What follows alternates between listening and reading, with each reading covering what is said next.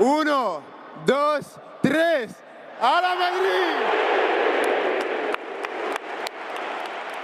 안녕하세요, 마스타입니다. 이번 영상은 제 개인 사견이 듬뿍 담긴 영상입니다. 제가 생각했을 때 레알 마드리드가 나아가야 할 방향에 맞춰서 선수단 구성과 영입, 방출에 대해 말해볼까 합니다.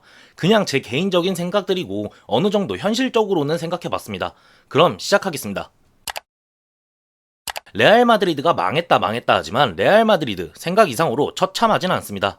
바르셀로나와 승점 차가 많이 난다고 하지만 아틀레티코 마드리드에게도 밀리면서 리가 3위에 위치해 있는 것도 아니고 어쨌든 2등입니다. 누가 보기엔 2위 수성도 위태롭다고 하지만 남은 경기 3경기에서 승점 8점 차를 보고 2위 수성도 위태롭다 말하기엔 어렵습니다. 코파델레이가 진짜 망한 건데 이건 뭐 평소에도 항상 봤던 거니 감흥도 없고 제일 중요한 챔피언스 리그 누구는 레알 마드리드라면 더 높은 위치까지 갔어야 하고 8강이 레알 마드리드에게는 토너먼트 초반에 충격적인 탈락을 맛봤다고 하는데 저는 부상자가 이렇게 많았던 시즌에서 알론소 감독을 경질시키는 병크를 터뜨린 상황 속에서도 챔피언스 리그 8강에 진출한 것은 어쩌면 잘했다고 생각하고 8강이 무슨 리그 페이지 플레이오프 단계도 아니고 8강은 상위 8개 팀인데 토너먼트 초반에 떨어졌다고 생각하진 않습니다. 여기에 16강 맨체스터 시티와 경기는 1차전에서 전술 이딴 거 상관없이 순수 선수 체급으로 이겼고 2차전 베실바의 퇴장으로 맨시티 입장에선 망한 경기였지만 어쨌든 레알 마드리드는 유럽 최고를 따질 때 이번 시즌 잉글랜드 탑 2 중 하나인 맨시티를 이겨냈습니다. 8강은 어땠나요? 상대는 독일의 강호 바이에른 미넨이었습니다. 비록 1차전에서 홈에서 패배했고 2차전 원정에서 카마빈가의 퇴장으로 경기가 망가지며 패배했지만 선수들의 힘을 볼 수 있는 경기였습니다. 여기까지 들으셨는데 어떤가요? 레알 마드리드가 정말 성적적으로 봤을 때 진짜 처참하게 망한 시즌인가요? 망한 건 맞습니다. 부정하진 않습니다. 제가 축구 본 이래로 18-19 시즌 이후로 최악인 건 맞습니다. 하지만 거의 똑같은 성적을 기록한 지난 시즌이 24-25 시즌에 비해서도 이번 시즌 유독 최악이고 망했다고 말하는 이유는 내부 잡음이 미친듯이 흘러나오고 진짜 말도 안 되는 사건들이 계속해서 나오고 있기 때문입니다. 솔직히 부상자들과 구단의 병크, 언론에서 터져나오는 말도 안 되는 사건들 속에서 레알 마드리드는 성적을 어느 정도 챙긴 시즌이긴 합니다. 그럼 어느 정도의 성적을 어떻게 챙길 수 있었냐? 그건 선수들의 힘이 매우 컸습니다. 여러분, 레알 마드리드의 지금 선수단이 망할 수 있는 선수단인가요? 레알 마드리드의 선수 체급이 낮다고 생각하시나요? 근본적으로 강한 스쿼드인 건 맞고 유럽 안에서도 손꼽히는 선수들로 구성된 선수단입니다. 지금 감독으로 무리뉴가 부임하는 것에 대해서 여러 말들이 나오고 저조차도 부정적인 건 맞습니다. 하지만 축구적으로 봤을 때 무리뉴의 짬과 과거이긴 하지만 성과도 있는 감독이기 때문에 이 부분에서 부정적이지 않습니다. 지금 가장 중요한 라커룸 장악에서 과연 이 개판인 곳을 그 트러블 메이커 무리뉴가 잡을 수 있을까 생각했을 때 또 개판 날까봐 부정적인 겁니다. 이번 시즌 리가 1위를 달리다가 결국 경쟁에서 탈락한 이유는 부상자들이 속출하고 비니시우스와 알론소가 갈등을 겪으면서 알론소가 흔들렸고 결정적으로 알론소가 경질당하면서 경쟁에서 나가 떨어졌습니다. 이번 시즌 바르셀로나의 전력만 생각하면 리가 우승 정도는 충분히 가져올 수 있었던 시즌입니다. 하지만 정신나간 상황들이 계속 나오면서 박았습니다. 무리뉴라고 리가 우승 경쟁 못할 거라 생각하지 않습니다. 그리고 지금 스쿼드가 리가 우승을 차지하지 못할 스쿼드도 아니라고 생각합니다. 무리뉴도 충분히 알론소처럼 초반 달릴 수 있습니다. 하지만 알론소처럼 라커룸 불화가 시작되고 똑같은 상황이 반복될까봐 제가 부정적으로 보는 것입니다. 물론 잘 될 수도 있습니다. 그리고 그걸 바라고 있습니다. 그럼 본론으로 들어와서 지금 스쿼드와 다음 시즌 영입될 선수들까지 합하면 레알 마드리드의 스쿼드는 망할 수 없는 스쿼드고 규모가 있는 스쿼드입니다. 하지만 원하는 결과를 가져올 수 있을지는 미지수고 무리뉴에 대해서도 미지수입니다. 지금까지 제가 생각하는 레알 마드리드의 상황과 스쿼드의 퀄리티에 대한 미주는 여기까지만 깔고 본격적으로 다음 시즌 목표와 선수단 구성에 대해서 말해보겠습니다. 레알 마드리드의 목표는 하나입니다. 바로 우승이죠. 그렇기에 당연히 목표를 트래블로 잡고 나아가야 합니다. 그렇다면 스쿼드에서 팔 선수는 팔고 들어올 선수는 좋은 선수로 데려와야 합니다. 그럼 공격진부터 어느 정도 현실적인 방향을 생각하며 말해보겠습니다. 지금 레알 마드리드의 공격진은 음바페, 비니시우스, 곤살로 가르시아, 브라임 디아스, 부상으로 잊혀졌지만 호드리구도 있습니다. 개인적으로 3명이 나가야 한다고 생각하지만 이번 여름 나갈 자원은 하나입니다. 비니시우스 재계약 안 되고 있지만 지금 계약 기간 27년 여름까지로 사실상 나갈 확률 0%에 가깝습니다. 그리고 호드리구 리가 26라운드 헤타페전에서 부상당했습니다. 전방 십자인대 부상으로 최대 10개월 부상 소식이 나왔고 2026년 전체를 부상으로 못 뛴다고 합니다. 부상인 선수를 팔 수도 없고, 그리고 부상에서 돌아온다고 한들 겨울 이적 시장에 경기를 장기간 소화하지 못한 호드리구에게 배팅할 미친 팀이 있을지 전무합니다.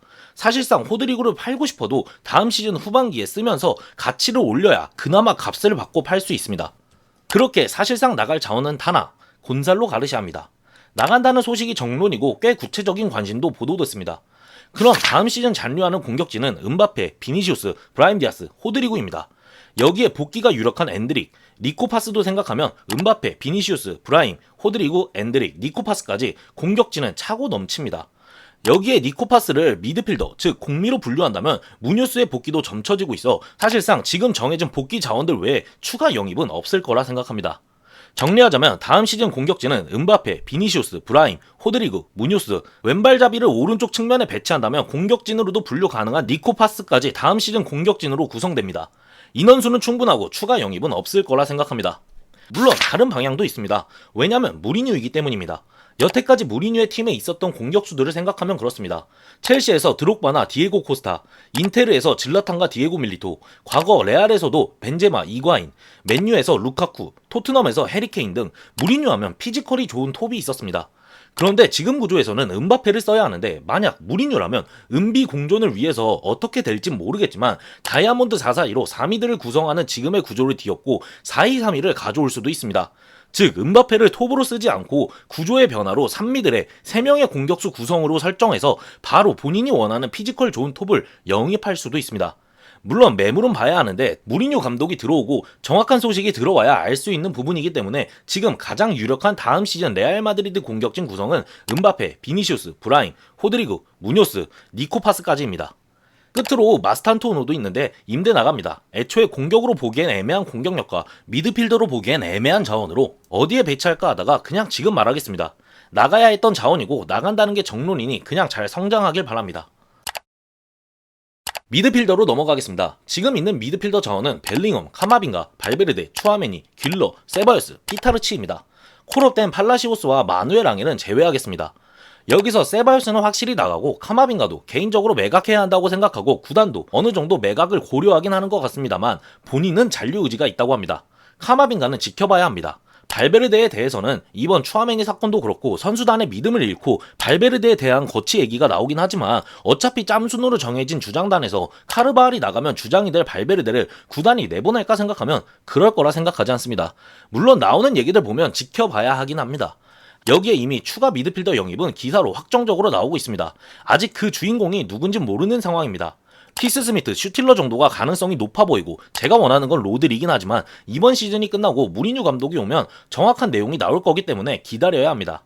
이렇게 되면 카마빈가 세바요스 매각에 벨링엄, 발베르데, 추아메니, 길러는 무조건 다음 시즌 함께 가야 하고 피타르치를 임대 보내지 않는다면 추가 미드필더 영입으로 다음 시즌 레알 마드리드의 미드필더진이 구성될 거라 생각합니다.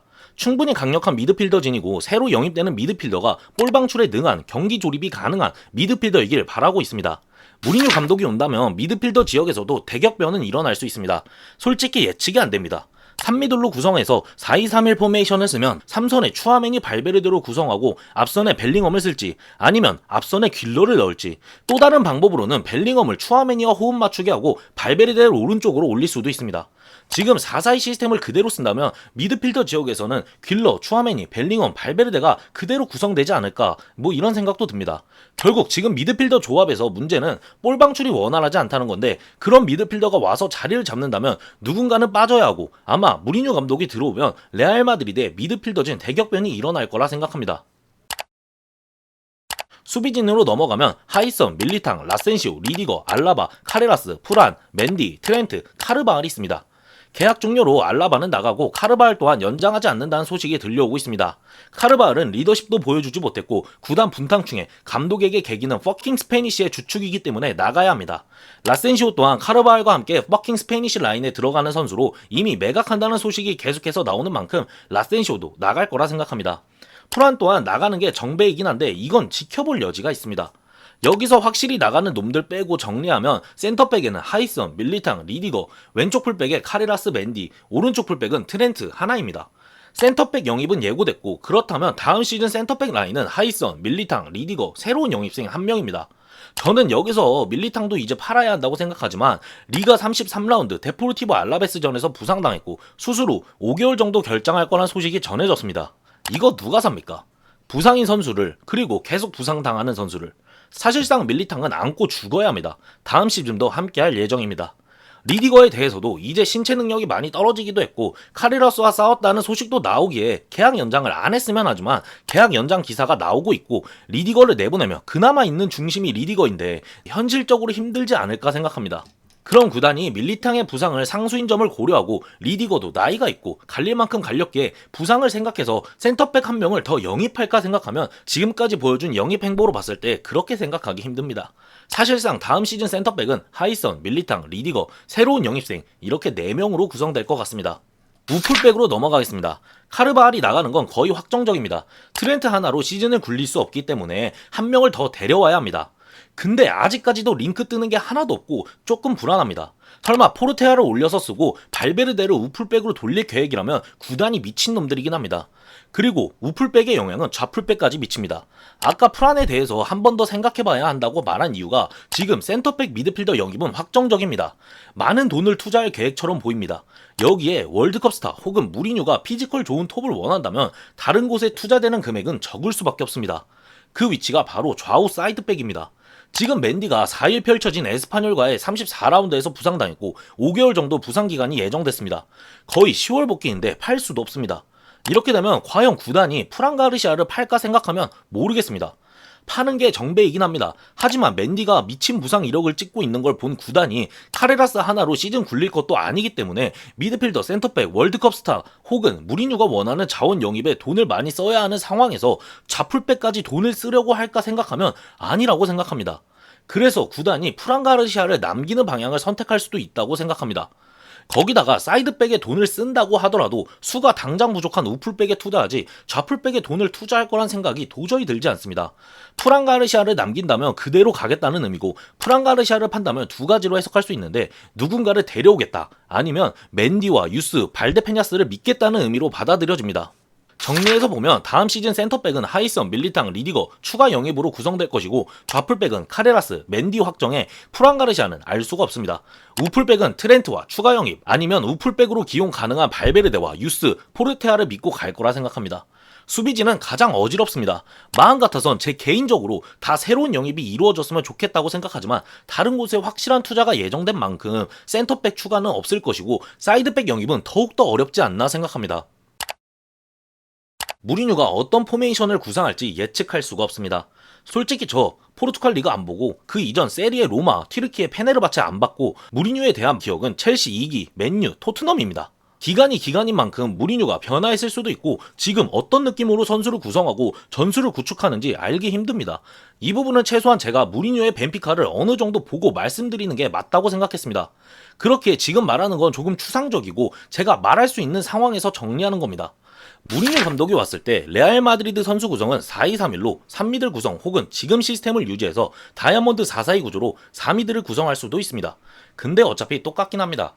우선 4미들 구조로 무리뉴가 간다는 의미는 비음이 있는 상황, 공격수 추가 영입은 없다고 봐도 무방합니다. 비니시우스나 은바페 둘 중 한 명을 제외할 수 있지 않나요? 라고 할 수도 있지만 그게 말이 쉽지. 현실적으로 생각하면 4미들 구조에서 공격수 2명 중 비니시우스와 은바페를 뺀다는 건 아무리 무리뉴라도 쉽지 않은 선택입니다. 그럼 공격에서 당연히 비니시우스, 은바페가 들어갈 거고 미드필더 구성이 문제인데 벨링엄, 발베르데, 추아메니는 무리뉴가 정말 좋아하는 프로필입니다. 하지만 볼 방출, 메이킹에서 영향력을 보여줄 자원이 필요합니다. 그걸 무리뉴 감독이 귓로로 볼지 아니면 추가 영입생으로 볼지 그건 미지수입니다. 이 구조 속에서 발베르데의 속도와 오른쪽 파괴력을 생각하면 무리뉴는 발베르데를 오른쪽으로 기용할 거라 생각하고 발베르데를 통해서 3미들 구조로 만들 수도 있다고 생각합니다. 그렇게 된다면 사실상 4-2-3-1 구조와 똑같아지는 겁니다. 그럼 여기서 생각해볼게. 추메는 3선 중 한 명으로 자리 잡을 것이고 벨링엄의 위치를 생각해봐야 합니다. 23-24 시즌 전반기 미친 퍼포먼스를 보여준 벨링엄을 기억하여 올렸을지 아니면 추맨과 함께 3선으로 구성할지 말이죠. 벨링엄이 내려갔을 때 문제는 추맨 벨링엄이면 플레이에 윤활유 역할을 해줄 볼 방출에 능한 경기를 조립할 선수는 또 없어지는 겁니다. 굉장히 투박해질 수도 있다는 의미입니다. 그렇게 저는 벨링엄을 올렸을 거라 생각하고 당연히 23-24 시즌만큼의 퍼포먼스는 아닐 것이고 앞선에 은바페 비니시우스가 있기 때문에 미드필더에 가까운 모습일 거라 생각합니다. 앞선에 벨링엄이 위치한다면 귓러의 위치가 애매해집니다. 귓러를 밑에서 기용 가능한 자원이냐고 물어보면 저는 아니라고 생각합니다.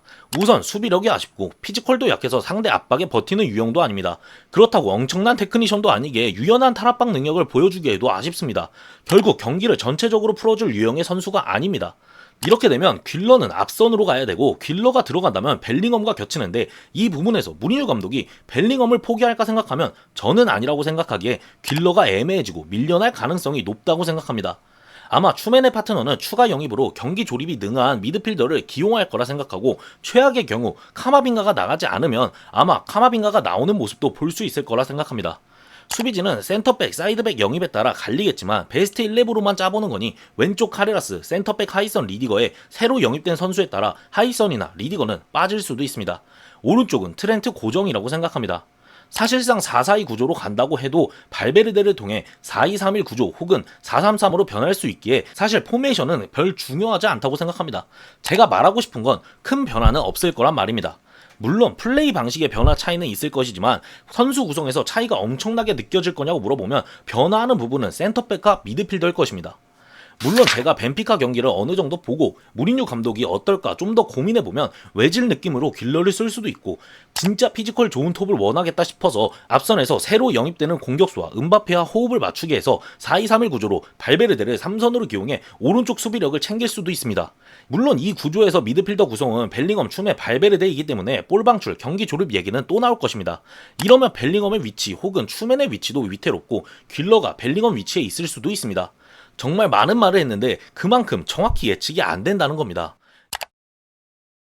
이 말은 영상 시작에도 말했지만 레알 마드리드 선수단은 강하고 미드필더 지역에서 다양하게 쓸 수 있는 방법이 많은 선수들이 널려 있습니다. 그렇게 이 선수들의 몸값이 최고인 것이고 주목받은 것이고 기대받은 것입니다. 저도 조금 더 조사하고 경기를 돌려보면서 무리뉴 감독의 레알 마드리드를 생각해 보겠습니다. 다시 말하지만 레알 마드리드의 지금 스쿼드도 저는 약한 편은 아니라고 생각합니다. 바이언전 카마빙가의 레드카드로 경기가 망가지면서 패배한 정말 최악의 경기였지만 확실한 건 지금 바이언의 공격력은 유럽 최강 중 하나고 경기력만 봐도 8위 아니었으면 결승에 진출했어도 이상하지 않을 팀입니다. 그런 팀 상대로 충분히 선수들 체급을 보여줬고 가능성을 보여줬습니다. 몇몇 선수들에 대한 믿음을 제외하면 웬만한 선수들에 대한 믿음은 갖고 있습니다. 다음 시즌 무리뉴 감독도 그렇고 지금 라커룸 분위기도 그렇고 걱정되고 암울한 건 사실입니다. 그래도 희망을 찾고 다음 시즌 레알 마드리드가 잘했으면 좋겠습니다. 이번 영상은 여기서 마치겠습니다. 오늘도 좋은 하루 보내시길 바랍니다. 바모스 마드리드.